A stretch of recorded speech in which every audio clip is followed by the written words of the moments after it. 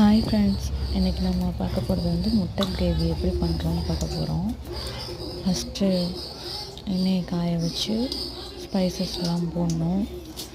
போட்டுட்டு ஒரு பெரிய சைஸ் வெங்காயம், 2 சின்ன சைஸ் தக்காளி போட்டு நல்லா வதக்கிட்டு தக்காளி நல்லா மசிஞ்சு வர்றதுக்கு கொஞ்சம் கல்லுப்பு மட்டும் போட்டுட்டு நல்லா தக்காளி நல்லா மசிஞ்சு வந்ததுக்கப்புறம்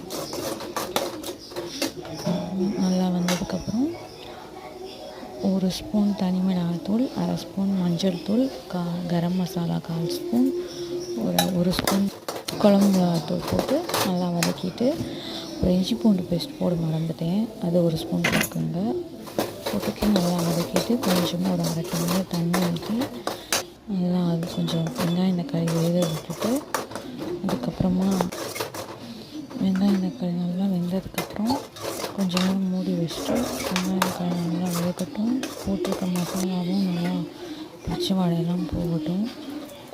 தேவையான உப்பு போட்டுக்கோங்க. ஃபஸ்ட்டு அது கொஞ்சம் தான் போட்டோம், அதனால் தேவையான உப்பு போட்டுட்டு நல்லா வெங்காயம் தக்காளியெல்லாம் நல்லா கிரேவி மாதிரி வந்ததுக்கப்புறம் அவிச்சு வச்ச முட்டையை 2 முட்டை அவிச்சு வச்சுருக்கேன் நான். 2 முட்டை அவிச்சு வச்ச முட்டையை பாதியாக கட் பண்ணிவிட்டு போட்டுக்கோங்க. போட்டுட்டு கொஞ்சோண்டு மிளகுத்தூள் போட்டுக்கோங்க, கொஞ்சோண்டு சீரகத்தூள் போட்டுக்கோங்க.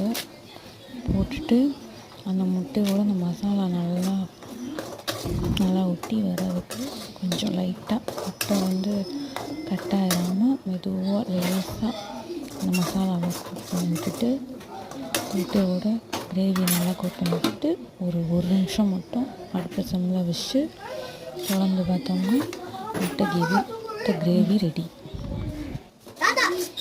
நீங்களும் வீட்டில் செஞ்சு பாருங்கள். Bye friends.